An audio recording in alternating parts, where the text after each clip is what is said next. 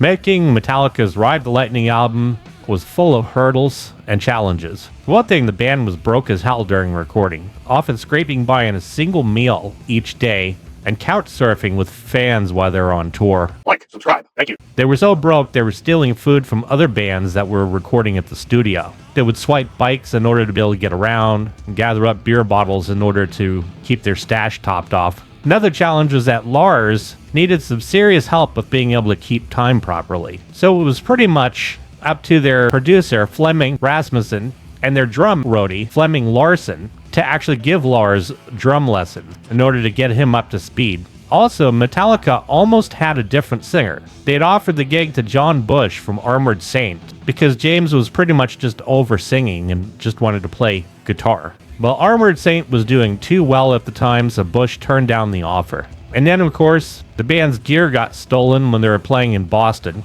Luckily, they were able to borrow Anthrax's gear so they could finish the tour. But between them having to hustle to get this album done, the final bill still coming in $10,000 over the budget of $20,000 that they were willing to spend for it. Ride the Lightning turned out to be no easy undertaking. But compared to their previous work, the album's song structure was a lot better, thanks in no small part to Cliff Burton, who really brought a lot of music theory to the table. And this actually influenced their songwriting and made the harmonies a lot more complex. Of course, it wasn't all unicorns and rainbows with this album either, but it was definitely a step up from the previous effort. So Metallica hit the studio in Copenhagen, Denmark on February 20th, 1984 at Sweet Silence Studios. The studios were owned by Flemming Rasmussen, who also produced the album, and would go on to produce 2 other Metallica albums as well following this one. The band really liked Flemming's work. Lars had actually picked him because he was a fan of the 1981 Rainbow album, Difficult to Cure.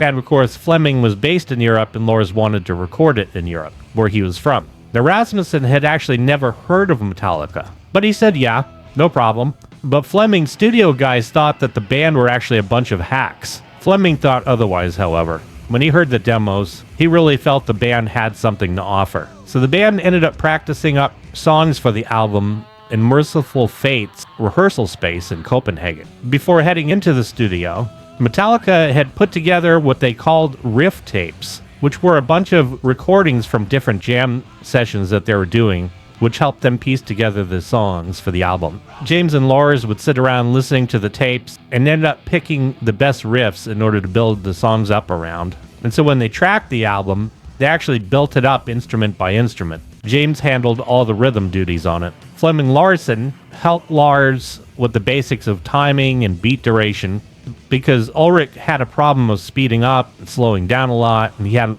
little rhythm knowledge. So the schooling definitely helped him be able to get some of the more complex grooves together. The drones were actually recorded in a warehouse behind the studio. And of course, the warehouse wasn't soundproof, so there was a lot of natural echo that is inherent in the drum track as a result. They had 4 songs ready to go, but the entire process was new to them. They used a totally different approach than they did for Kill 'Em All, for whom the Bell Tolls, Trapped Under Ice, and Escape were put together by the band in Copenhagen. And then they would add the finishing touches to Fight Fire with Fire, Creeping Death, Ride the Lightning, and Call of Cthulhu. But they had already performed these live in one way, shape, or form. Now, the album's name was inspired by Stephen King's The Stand, and it was brought to the band by Kirk Hammett. They had come up with the cover art before they even started recording. Now, because their gear had been swiped 3 weeks before they'd even arrived, recording the album became a real pain. They couldn't afford a hotel, so they ended up sleeping in the studio during the day and recording at night when it wasn't booked by other artists. Not to mention that the band was on the hunt for a much bigger, more lucrative record deal. So a bunch of A&R people from different labels would show up at the studio from time to time. They ended up signing almost with Bronze Records, but the deal ended up falling through. But their executive, Braun, really wasn't liking what the band was doing at Sweet Silence, so the deal fell through. He was actually pushing for the US version to be remixed by Eddie Kramer, and even brought up the idea of just re-recording the entire thing in a different studio. And Metallica said screw that, and they just ditched the label. Now the pressure was on because Metallica had to hustle in the studio. They were booked for European shows only 29 days later. So they ended up wrapping up the recording on March 14th, and Megaforce actually put out the album on July 27th. The budget was supposed to be $20,000, but ended up costing over $30,000, which would be about $92,000 in today's money. But Metallica's European label, Music for Nations, actually covered the cost because Johnny Z from Megaforce actually couldn't swing the bill. But by this time, too, things were starting to fall out with Megaforce. For one thing, Metallica wasn't happy with the way they were promoting them. So about halfway through the process, they basically kicked Johnny Z to the curb. But a rep from Elektra Records, Michael Alago, saw the band playing at the Stone in San Francisco and was totally impressed with them. So he ended up inviting his boss, the chairman of Elektra, and the head of promotion to check out their gig in New York the following month. The Raven played the Roseland Ballroom with Anthrax, and Metallica was the opener.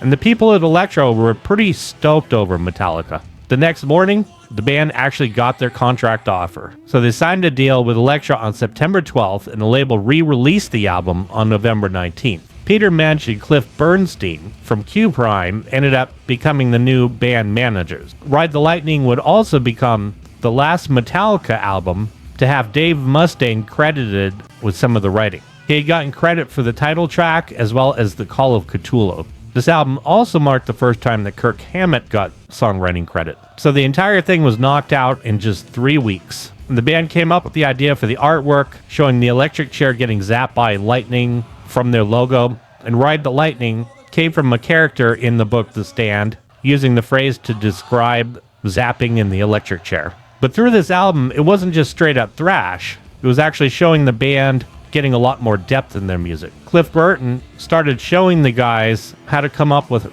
guitar harmonies, and he also had a lot bigger say in the writing of the songs themselves. Interestingly, like Megadeth's debut album, Killing Is My Business and Business Is Good, this one starts off with sort of a classical fake-out, if you will. Some nice, tasty acoustic guitars with almost a Baroque vibe to them, then a little electric guitar fade-in, and then bam, licking its hand and smacking you right dead in the forehead. Speed picking galore with some really tight stops by the band, and it's immediately apparent once they kick in just how much they had evolved. They sounded meaner, more evil. James's voice sounded mean. He wasn't shrieking the way he was on the previous album. The drums didn't sound like they were recorded in a bedroom, and the guitars were full-on mid-scooped. This is the Metallica that we come to know and love, that would only evolve from here. But Fight Fire with Fire is truly an introduction to a band that would become infamous for this signature sound,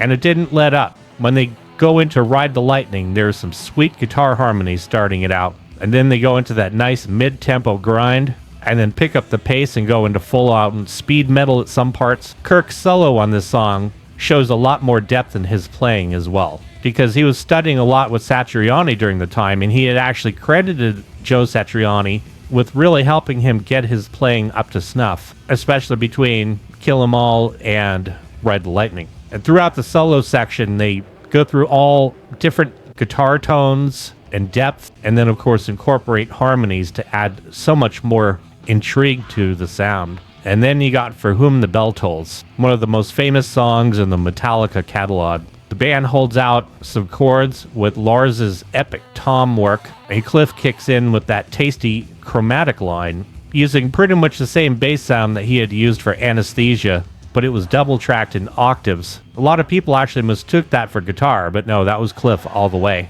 And then the power of that chromatic descending riff when the band fully kicks in quickly became one of the most famous riffs in metal, period. It is the epitome of palm mute, low mid-scooped goodness, panned hard left and hard right. Kirk's classically influenced cyclic riff just adds to the catchiness of this song. As heavy as it is also obviously hit material all the way. Interestingly enough, this song doesn't really have a solo section per se. It's more centered on guitar harmonies itself. But between James's wicked vocal, it all just works, and there's absolutely nothing missing from it. And then when the band kicks into Fade to Black, their first true ballad, it hits on a lot of levels. For one thing, the acoustic chord progression is just beautiful, and Kirk really goes nice and melodic with the introductory solo.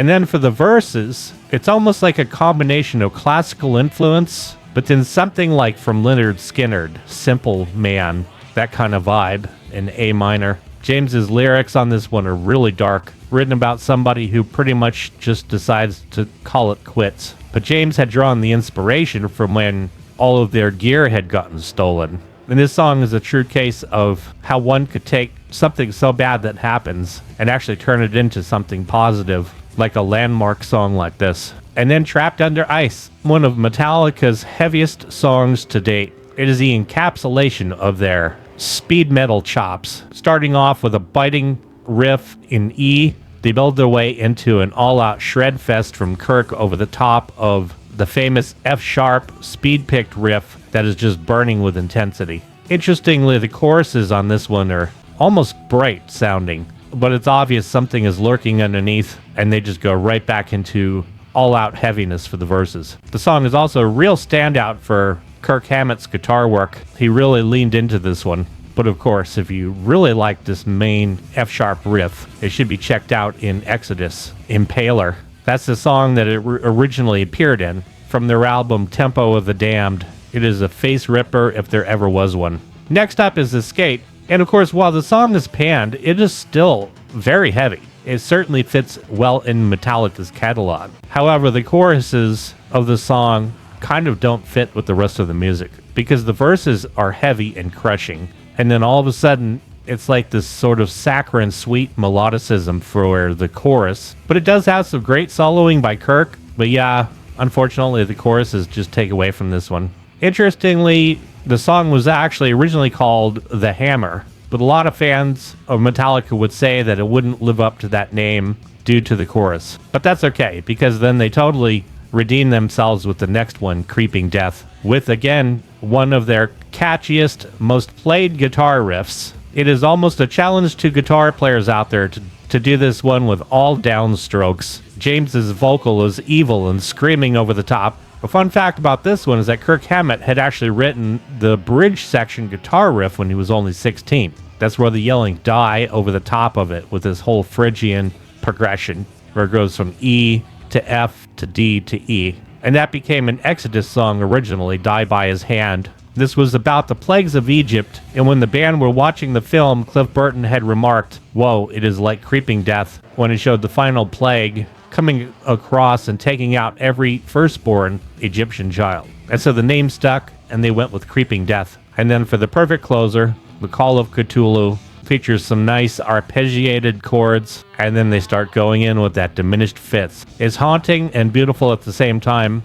and the main riff has Dave Mustaine written all over it. The song was originally called When Hell Freezes Over, but Cliff Burton was really into the book by H.P. Lovecraft called The Shadow over Innsmouth, and so they had taken the title from the story called Cthulhu, which would be how it would be pronounced, but they changed the spelling to K-T-U-L-U. And that intro was actually later used by Dave Mustaine, who had written that part, in Megadeth's Hangar 18. All in all, this is the album that really solidified Metallica's new sound that would make its way into all their subsequent albums in one way, shape, or form. They had completely reinvented themselves from Kill 'Em All, and in a short time period as well. Critics loved it. People went totally nuts over Fade to Black being the first power ballad in this genre. And the album did pretty damn well, even going multi-platinum. Guitar World had said it had actually reset the course of metal. And it, of course, made Rolling Stone's list 100 greatest metal albums of all time. So Martin Hooker from Music for Nations, their European label, wanted to set up the tour in the UK in March or April of '84. It was a triple billing with Rods and Exciter, but unfortunately the tour had to get canceled because they just couldn't sell enough tickets. Nevertheless, Metallica kicked on the Bang That Head That Doesn't Bang European tour on November 16th in France, with a new wave band called Tank from England opening. And they played in Belgium, Italy, Germany, and the average crowd size was about 1,500. And then after Christmas, they played a 50-date tour across North America, where they played with Wasp, and then lo and behold, their opening act was Armored Saint, the same band who they tried to get their singer to sing for them. In Portland, Oregon, they played a show where they covered The Money Will Roll Right In by Fang, An Armored Saint had joined them on stage. The American tour wrapped up in March of '85, and so the band reconvened, hit the studio again to crank out their next record, Master of Puppets. They were set to start recording in September. Metallica played a huge show at the Monsters of Rock Festival in England on August 17th, and there they played to 70,000 people at Castle Donington. Metallica was actually placed in between Bon Jovi and Rat, two glam metal bands that were definitely a far cry from Metallica's style. So at the beginning of their set, James Hetfield yelled to the crowd, "If you came here for tight pants, crazy makeup, and love ballads, you're at the wrong goddamn concert." And 2 weeks later, they would play a gig at the Day on the Green Festival in Oakland, California in front of 90,000 people. Metallica's last gig before they hit the studio was at the Laurel Metal Hammer Festival in Germany. And this show was actually headlined by Venom. And there, they actually debuted one song from their upcoming album, Disposable Heroes, to a crowd that was completely blown away.